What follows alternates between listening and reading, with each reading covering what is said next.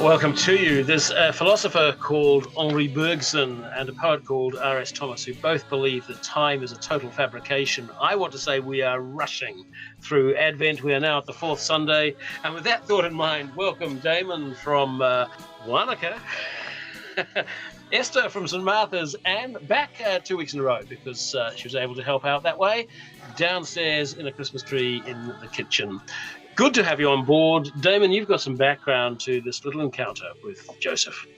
Yeah, thank you, Michael. Gee, it has gone pretty quickly this Advent, and if people remember, we started right at the end of Matthew's Gospel, and now we find ourselves right at the beginning of it. And in between, we've been encountering John the Baptist in various places, and some may remember last week how he sent his disciples out to ask Jesus the question, "Are you the one, or shall we wait for another?"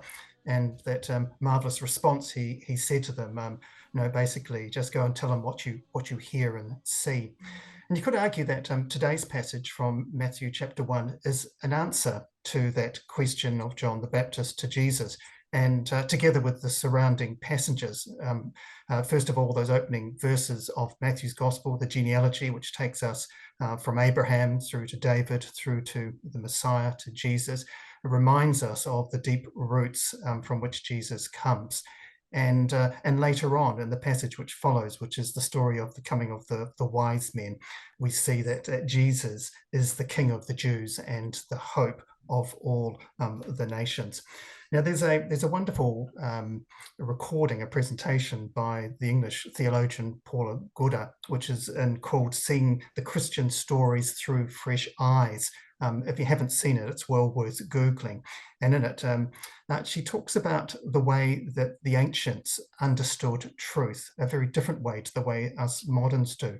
And for something to be true, it had to have deep roots. It had to be historical, hence the reason why Matthew takes us right back to the patriarchs. And also for it to be true, it had to be long foretold. So we see throughout Matthew's Gospel this idea of this is to fulfill the prophets or the scriptures, the Old Testament scriptures. And we see that again in this wonderful passage. And so I suppose just a brief background is to put this in the context of this Advent journey, to see us now right at the beginning of Matthew's Gospel, and also to understand that here Matthew is making a claim about Jesus. And he's saying to this ancient audience, what I'm saying is true because its roots go deep into a historical tradition and it was spoken of long ago. So just a few points just to get us going today.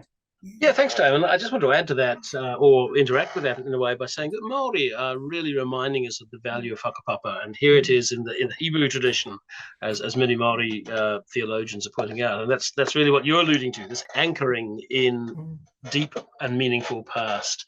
So, Esther, let's hear where you find this challenging. Yeah, so when I first looked at it, and I'm like, oh, this is that cool story about Joseph that I like to tell, at the Nativity Play or on Christmas morning with the kids around the crib, and kind of trying to refocus on the fact, the challenge to be sharing this with people of all the different ages and looking at it seriously.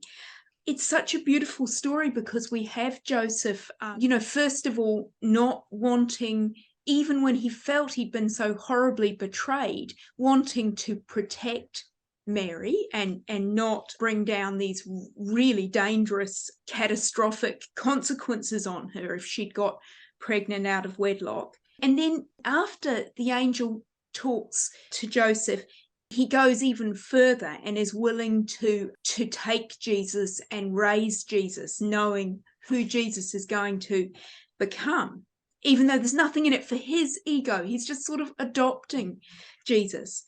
And I think maybe not so much a challenge, but certainly a reminder to me what an amazing story this might be for our teenagers and our young adults, that we have this role model who's a compassionate, gentle, brave man who stands up for the needs of his family, And yeah, we have lots of other different examples of masculinity and all these military heroes in the Bible and kings, but here's this amazing role model in Joseph. That's lovely. Thank you, Esther. There's so much media attention to, and rightly so, to toxic masculinity, and what a corrective that Joseph provides. And for you, a challenge here. Well, my biggest challenge tonight is that I only discovered 10 minutes ago I was going to be on this gospel conversation. Now, I meant to mention that. But so I actually want to hark back to something that Grace said in last week's gospel conversation about the way Jesus never answered a question directly, always used a story. And then kind of linking that in with what Damon said about the connections to the past. And then using that to look at this verse that is quoted, look, the virgin shall conceive and bear a son, and they shall name him Emmanuel. And, there's all these debates about whether it really meant virgin or just young woman, but, it doesn't matter, because there's that degree of flexibility when we're trying to communicate a mystery. And surely if the incarnation is true, then it's an enormous mystery. And to be able to take that mystery, both use the scriptures to try to communicate it, but also be willing for the scriptures themselves to have that kind of flexibility in order to communicate the truth of God. And I think we find that challenging, because I think sometimes we just want to be able to, use a scripture text like a weapon, and we can't actually do that. Absolutely. And look, I'm reminded as you speak of a rabbi that I interviewed some years ago in Adelaide, who was so excited that he was telling me about how all 2,000 years of Christianity had misinterpreted this verse about a young woman conceiving. And I thought, well, yeah, whatever. It allows us mystery and space. Damon, let's go to you for some challenge. Yeah, I just want to pick up, I suppose, where Anne left off, and that is, how do we help a modern audience make sense of this ancient story? And we can get caught up in all those questions and details, but the one thing remains, and that's the power of story to transform lives. And so I think that is it for a challenge for many of us today, is to once again to allow the story to do what stories have always done, to invite people in and to change them.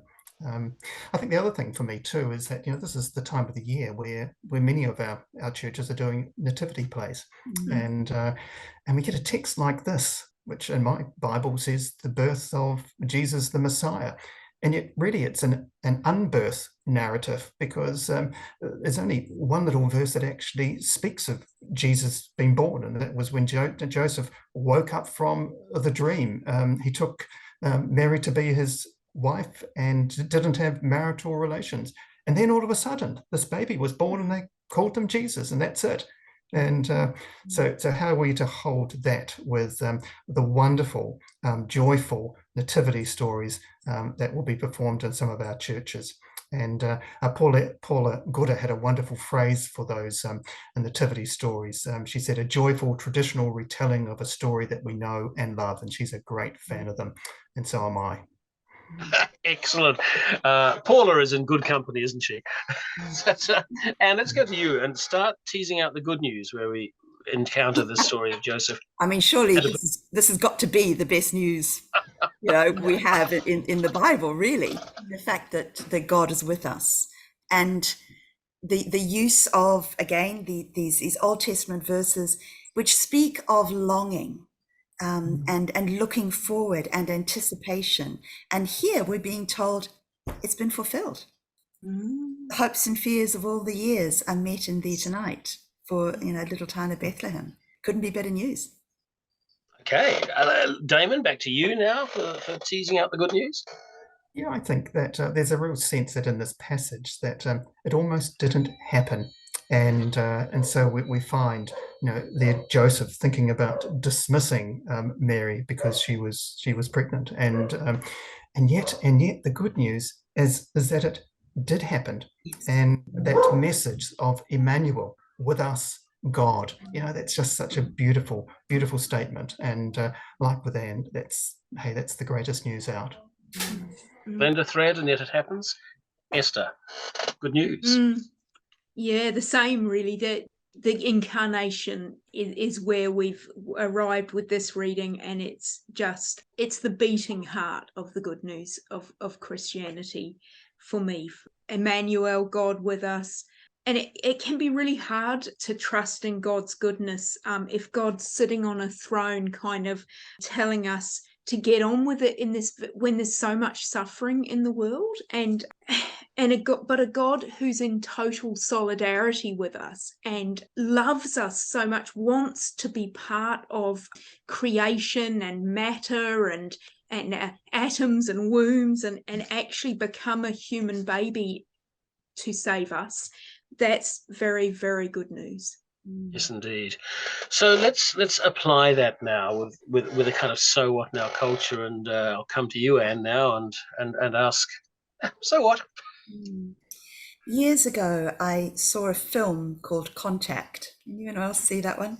Yeah, which was about making contact with some beings in outer space. And I happened to go and see it with this friend of mine, Richard, who is a philosopher, and he was fascinated by it because he said there's this deep hunger in humanity to know that they're not alone. And that's we can interpret the desire to find life in outer space just to know we're not actually floating alone in this little planet in the middle of the universe. And I think it does actually make a difference to the way we live when we know we're not alone and never will be deserted, left behind, any of those things. So my so what is God is with us and we are not alone. And just to the side there, Richard, if I have him right, is married to Nikki, who joins us sometimes on these conversations. Was that Richard? Yeah. Absolutely insightful there. So, Damon, drawing an application of so what for you? And you mentioned right at the beginning, quoting some philosophers, about time being a fabrication, and again, for many of us, our concept of time is very linear. It has this beginning somewhere in the past, and it concludes at some point in the future. But that's a very different approach to the way that the ancients understood time, being much more cyclical.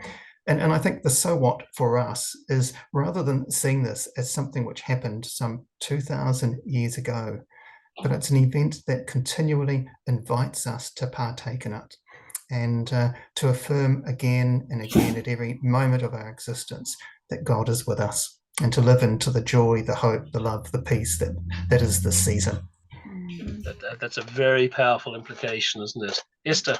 Yeah, I hear a lot of people talking about the need for hope these days, and like life is, pretty grim sometimes, whether it's poverty in Aotearoa or nuclear escalation in the Ukraine or existential climate change.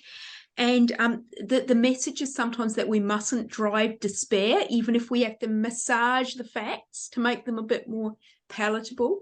But I think Jesus says to us that we shouldn't be storing all our hope in the day-to-day realities of this life anyway.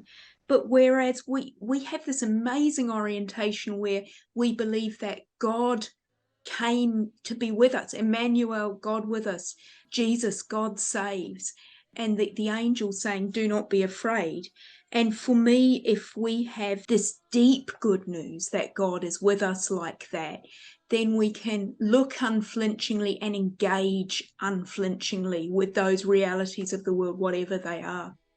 Thank you. And earlier on, you said of this reading, that it takes us to the beating heart of Christianity. So all three of you have taken us there. Thank you, Anne. Thank you, Esther. Thank you, Damon, for breaking open the word on this fourth Sunday of Advent.